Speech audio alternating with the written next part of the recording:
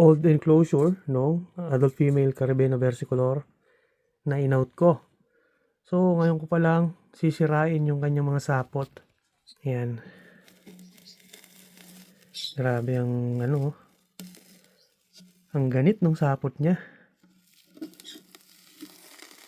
Ayan. So, dikit na dikit yung mga sapot. Ayan, kapal.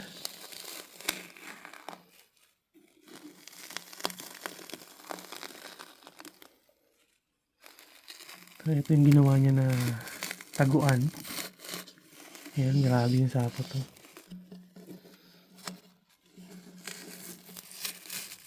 Talagang kapal ng silk. No?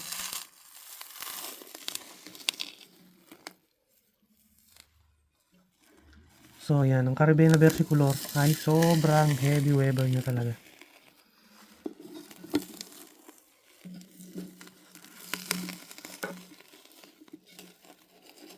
So, yun, may tunnel pa siya sa ilalim.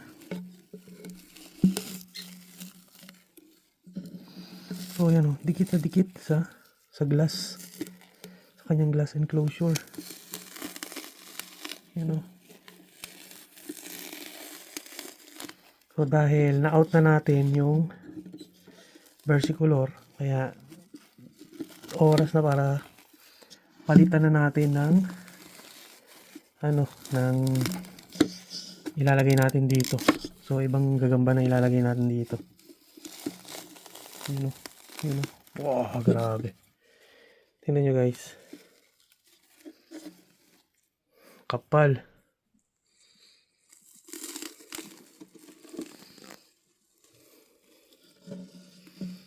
Grabe sapot, no?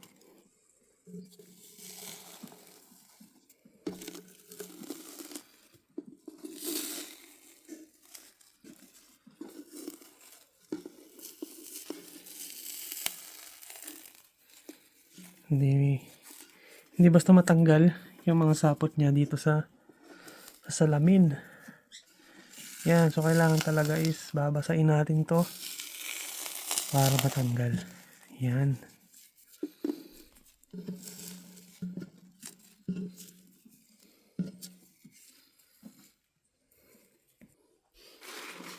So ito mga parts, inisprayan ko ng tubig. Yan, so kailangan kong basain para mas madaling tanggalin yung mga nakadikit na yun. To isang side na to. So medyo malinis na. Yan. Sobrang kapal talaga ng mga sapot na nakadikit. So medyo madali na siyang tanggalin kapag nabasa na. So yan, tissue lang naman yung pinangkukuskus ko.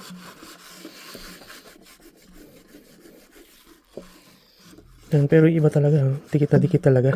Kailangan madiin yung pagkuskus para sumama at matanggal lahat. Yan o.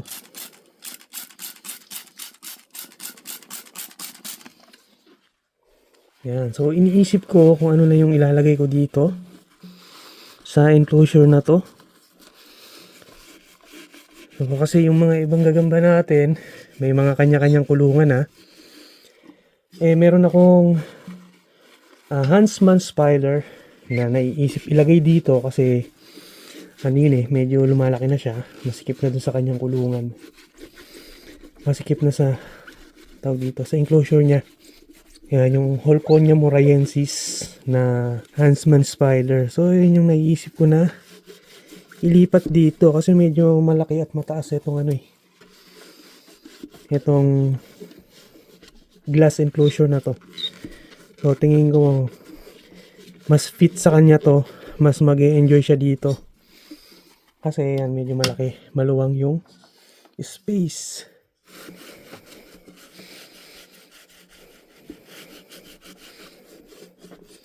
So yung substrate nito, so chinek ko yung substrate, okay pa naman yung substrate niya. Naisip ko na yun na lang din yung yun na lang din yung gagamitin ko. So hindi ko papalitan Kasi okay pa naman yung substrate. So papalitan na lang natin ng tawag dito. Papalitan na lang natin ng cork bark kasi iba yung iba yung kahoy na tinanggal ko dito. So ito 'yon. Yan. So meron ako ditong cork bark na tingin ko, ayan oh. Ito medyo malapad, ayan medyo mataas. So tingin ko bagay to dito na maging hide nung ating Huntsman spider. Ayan. So konti na lang itong lilinisin ko. Uy. So itong side na to, medyo malinis na rin.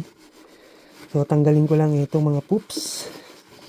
Yung mga naiwan kasi, nakadikit sa salamin, no? Yung mga poops nung ating versicolor.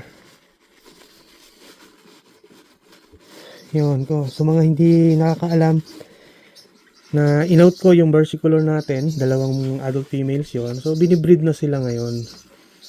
Binibreed na sila nung tropa. Tropa din kasi yun nakakuha nun dito sa atin. So tingin ko okay na to. So pag Huntsman naman, hindi naman siya kailangan masyadong maraming hindi naman kailangan masyadong maraming tawag doon. Mga dekorasyon dito sa sa enclosure niya, So isang malaking cork bark lang para ma-enjoy niya yung kanyang enclosure. So eto na, ayan na ito mga lupa-lupa na lang yan. And ayan, so natanggal ko na itong mga dumi-dumi. Ayan, mayroon pang mga natirang konting sapot-sapot pero okay lang yan. So at least natanggal na yung mga duming sobrang kapal. Ayan, may mga naiwan-iwan pa. So di bali, okay na yan. And yung substrate niya is okay pa naman. Ayan, chinik ko. Maayos naman yung substrate. Yan. So, lalagay ko na lang ay itong isang cork bark. Ito, yung pinakita ko sa inyo. So, ilalagay ko yun dito. So, ayan. Ganyan lang yung gagawin natin. So, napakasimple lang, no? Simple lang yung enclosure ng ating, Huntsman spider. Yan, sandal lang natin na ganyan. Then, okay na.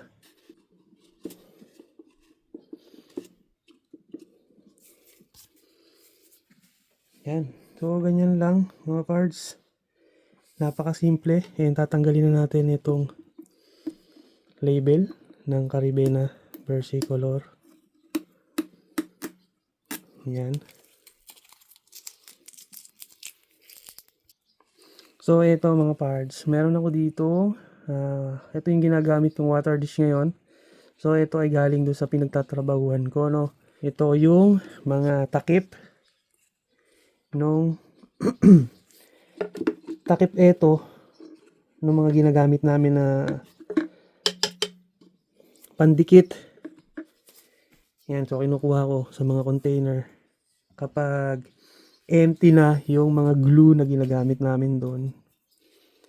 Yan, so siya yung ginagawa ko na tawag dito. Siya yung ginagawa kong water dish. So ayan, medyo magulo yung surroundings natin dito. So ganito lang mga parts yung itsura. Yan, napakasimple, no? So may mga dumi-dumi pa, mahirap naman linisin na. And okay na yan. Yun, ayusin lang natin konti pala to.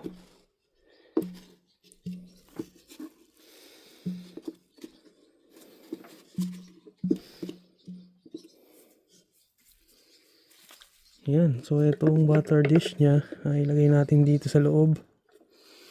So doon ko nilagay sa loob para madali siya makakakuha ng tubig niya.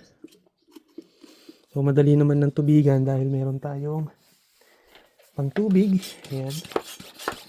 Pang bomba. Ayan, so ganyan lang natin tutubigan siya. Babasain natin yung substrate. Tapos ililipat na natin siya. Ayan, Ayan, paubos na. Paubos na yung laman. Grabe.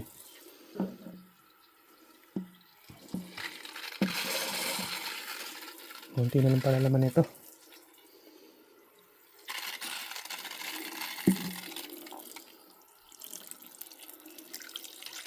Yan. So, tingin ko okay na to. Pwede na nating ilipat at i-rehouse yung ating Holconia morayensis. So, okay, kukunin ko lang. So, ayun, ito siya guys. Holconia morayensis. Link to nung nakuha ko eh. So, mabilis din lumaki.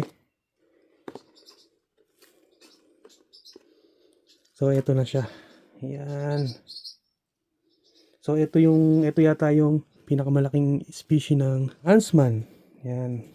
Yan, kaya siya yung napili ko na dito ilagay.